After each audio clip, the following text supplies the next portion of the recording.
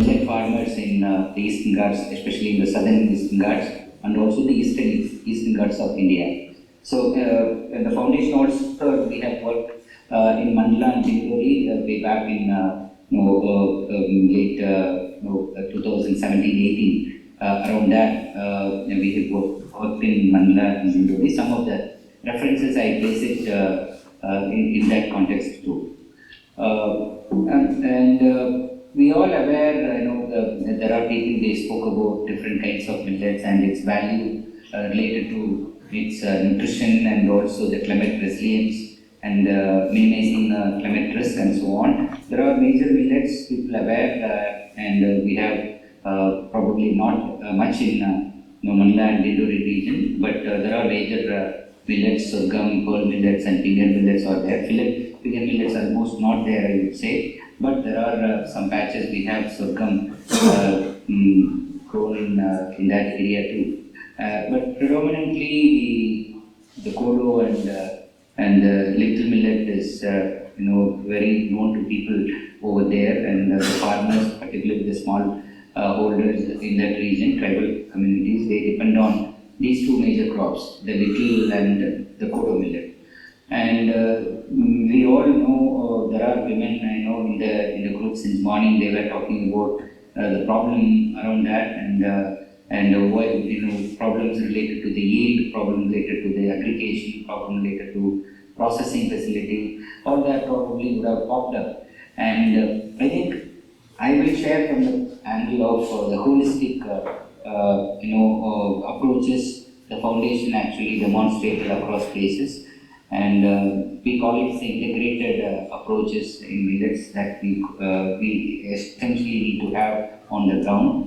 Because if we look at problems of small millets, there are gray areas, especially in the seed system or even the production, and also it's very specific to the processing facility which is needed for, particularly for women.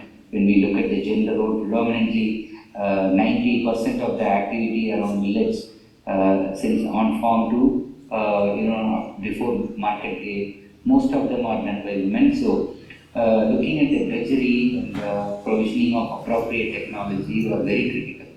So then only we can definitely ensure the resilient system in such agroecologies. So we call it as an integrated system.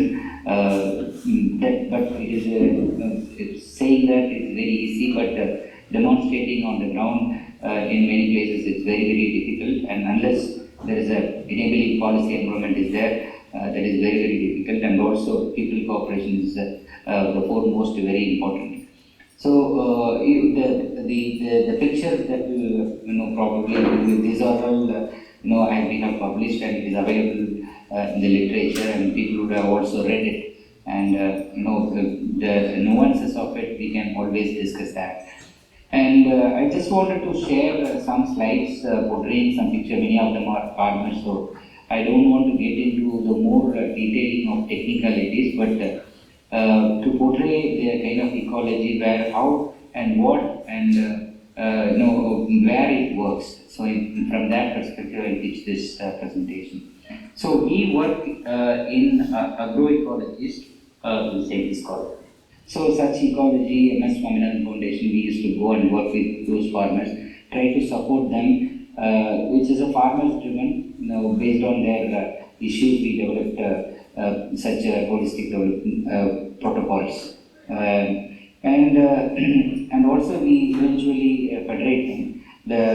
The custodian farmers I spoke about it, they are elderly people and youth, combination of these two are very critical, because when we talk about some best practices to be in place, we should have elderly people and also the youth to come forward to take it. So we work with those farmers, particularly for conserving land races or folk varieties or farmers varieties.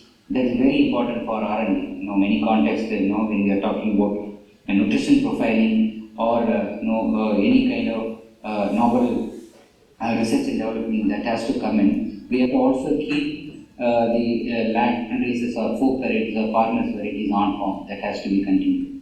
On the other side, farmers' income as well as their well-being also needs to be taken care.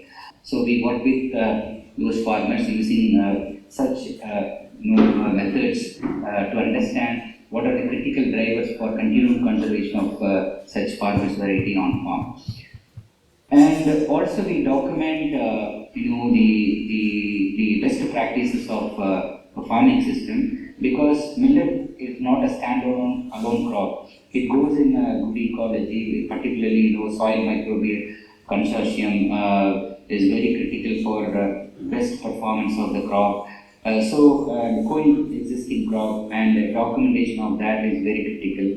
The seed ratio wisely used by farmers, particularly women, because these are all happening in the very difficult terrain. So kind of mosaic agroecology, what are the kind of crop mixtures that you use to be documented.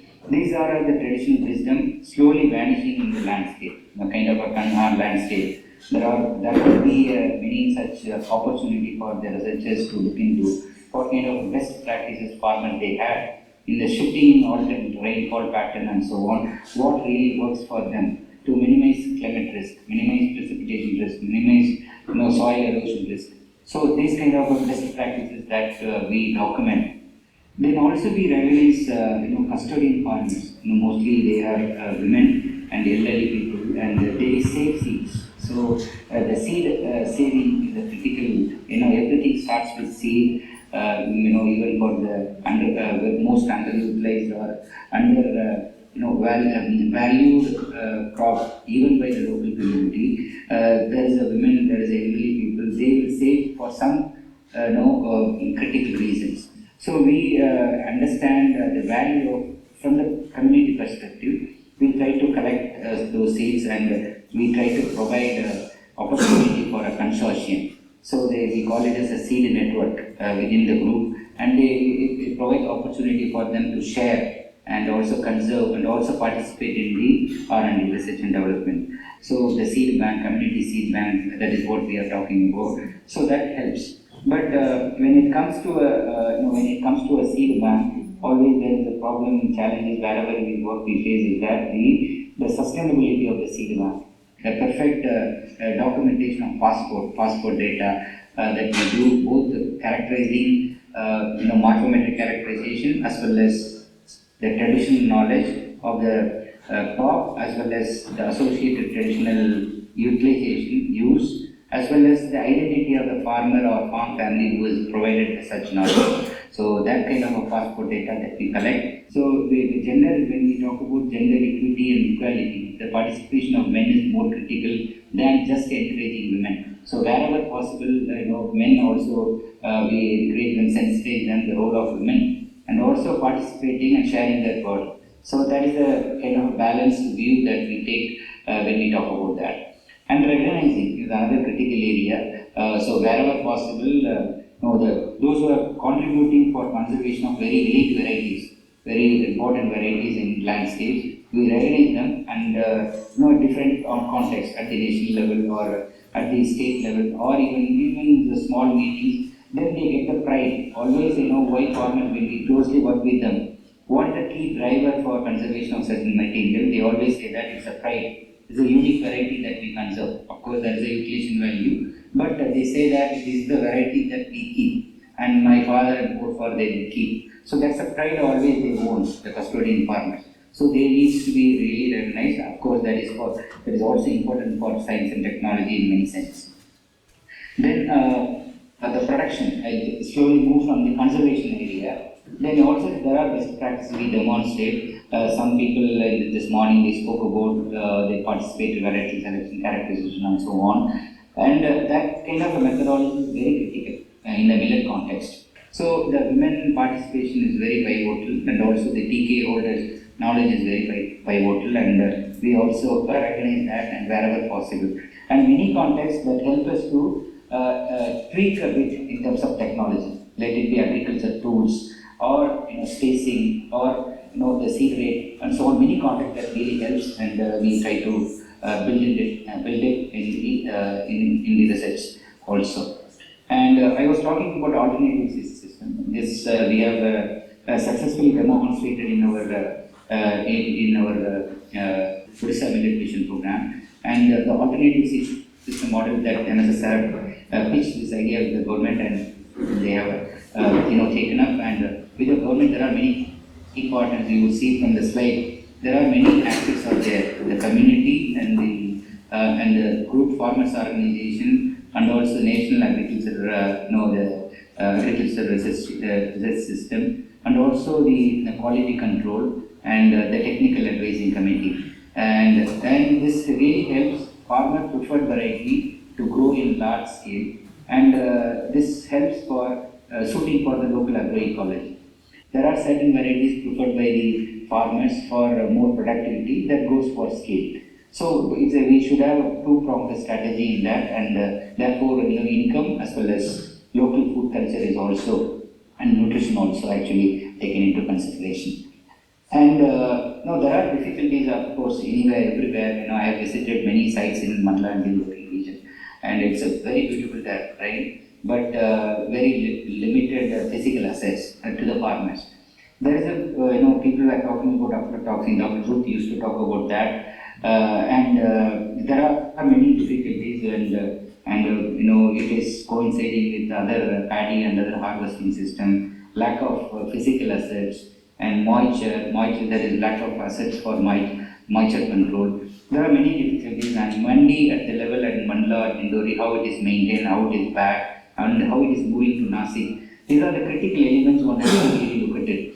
So basically, ideally, we need to have a condition where the state participation through RIDF program or any other public policy program should support farmers for developing locally needed assets, physical assets. So moisture, once it is actually there, then there is always a problem. We need to do a lot of things, both from the physical point of view as well as particularly the value chain development point of view. We need to do a lot. And we work with the smallholders, and the pounding and processing, pulverizing was very critical. And in case of, we witnessed many places, they have a very beautiful processing facility in tribal households of Mandla and Dindori. And women, they do it very fast, very effectively. However, there is a glittery. I think there is a systematic study is needed to understand how much the time consumption and how much, probably there could be a paper, but I have not done. But it's worth doing it. At a scale that how much time, human time is involved in processing, as well as right from different stages of the millet processing. Then only we can come out with the appropriate technology. I think the food recipe is another dimension. We used to document wherever we work in millet ecosystem. There is opportunity for them to learn, and interestingly, using local methods, using our communication methods, and we used to document it. Okay, I'll move on that. And also, many places what we see is that the traditional tools used for producing millet recipes are actually not documented much. There are so many. We used to conduct a museum, the traditional museum involving millets, where the youth, particularly the urban boys and girls, they used to come and visit and see. Sometimes they will laugh at it, but they will realize this is the traditional wisdom that we had. So that we should create enabling opportunity for them. Even between there is a huge divide between knowledge divide between Mandla tribal community and Mandla urban community. There is a huge knowledge gap. And when we surveyed way back in mid 2015 or so, many of them, even the merchant, they doesn't know what is millets, but it is growth in scale. And it comes to Mandla, the rural heart and the Mandla Mandi. But many of the urban people, semi-urban people in the city, they love no. So that is a condition. So I think there is a lot of things that one can do to popularize millets, bring gap between the urban and rural knowledge divide in that region. Therefore, a new economic environment that can be built around that. So I was talking about processing facility, appropriate technology. This is a pulverization unit for ragi, but we have also have in the last 20 years worked with different entrepreneurs and product developers, equipment developers in the south. Particularly, they come from Coimbatore, Erode, and many other regions in the south. And also, there are people in the north as well. And also, another challenge is that even within the millets, there is a lot of variability in terms of size and the texture of the seed coat. So that kind of very nuanced technology, many young entrepreneurs, they need to come and use. This is what we are advocating in different policy forums. And the investment that has to also come there. Okay, so when it comes to farm implement, I spoke about that. There are many opportunities were there and we were able to do. The other dimension is that the empowering women. The moment when we recognize they have something, they have contributed immensely for the food culture, or the traditional food culture and conservation and so on, they get the pride. That is a window opportunity for moving from that, pitch to the other angle, in terms of empowerment. So we create opportunity for the self-help group or women group or Kurumbashri or women Shakti in different contexts, because already policy environment is there. Only thing is take millet into the policy environment.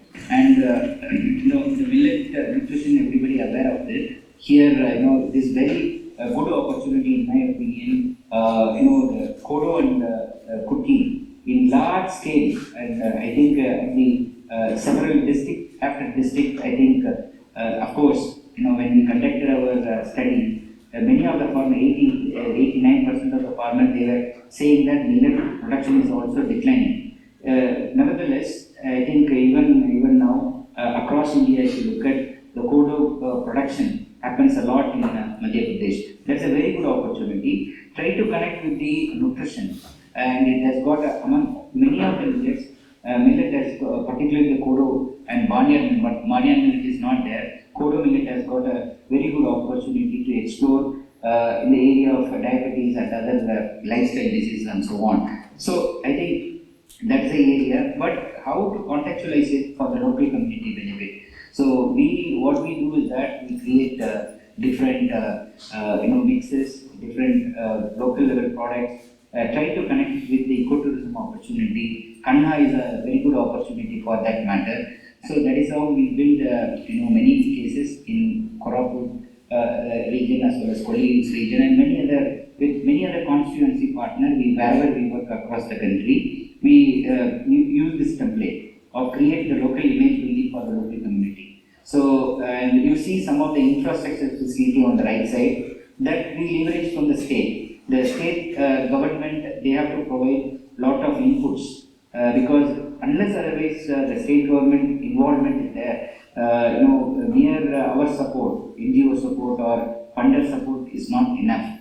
The state government, when they come with the rural infrastructure development or processing or everything, because now we are in the era of compliances. So the poor community, they cannot meet with these compliances. So we provide all the support system in terms of compliances and also rural infrastructure leveraging and so on through convergence that really helps the farmers at the different levels.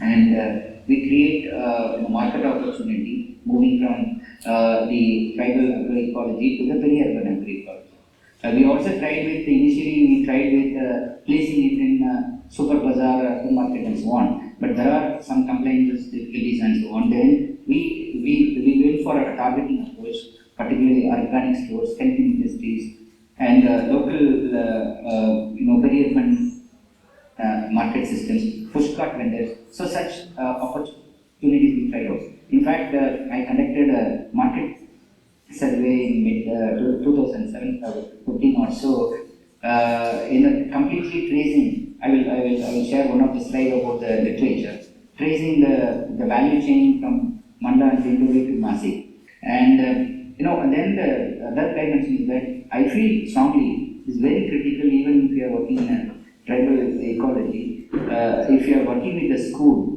sensitizing the school children, kids, through two ways. Number one, the seed mela. The other one is the food mela. This really helps the children, kids, to carry the message, and they are going to be keepers and users of the seeds of millets or whatever agrobiodiversity that we are talking about. So creating such opportunity for the kids really matters, and that helps a lot. And we provide opportunity for the communities to take part in different kind of engagement, right from street theatre to meeting the policymaker at different place and pitch, and they were community were also part of the processes of co-development. Then I know that really helps in mainstreaming the agenda of millets in the discourse that we do, and thankfully, and this is one example. Of course, Tamil Nadu is very far behind in my opinion, and Karnataka, Odisha, and Chhattisgarh, and a few other states have taken a very lead role in the last 20 years. And Tamil Nadu recently they announced, the organic farming policy as well as millet policy in the state, and many states, of course. Thankfully, for the 2023 being announced as the International Year of Millets, that has got a mileage. But always a boom and bust theory. The moment all these International Year gone, then people usually don't talk about that much. So, but it's our duty and responsibility, being millet, kind of climate hardy as well as nutritious and friendly, farmer friendly. It is our duty to take it forward as well.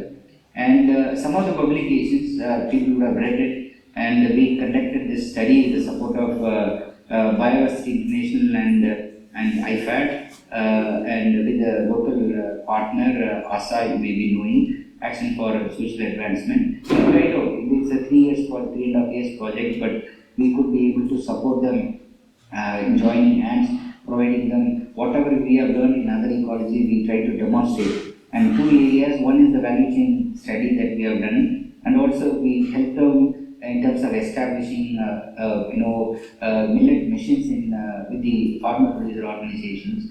And just I wanted to conclude, everybody knows about it in this information just concluded.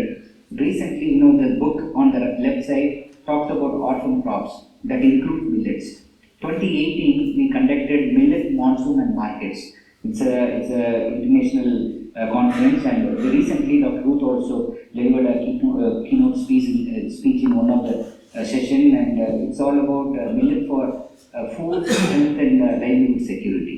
2022 we conducted, and it should be a bottom-up approach. It should empower farmer producer organization. It should provide R&D support and financial support for forgotten crops, including millets.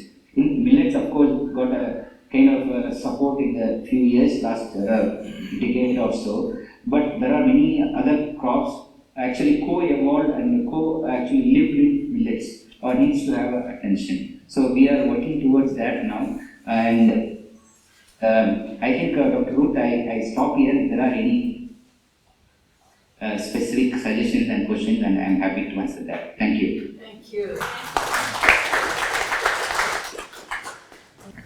I have one question.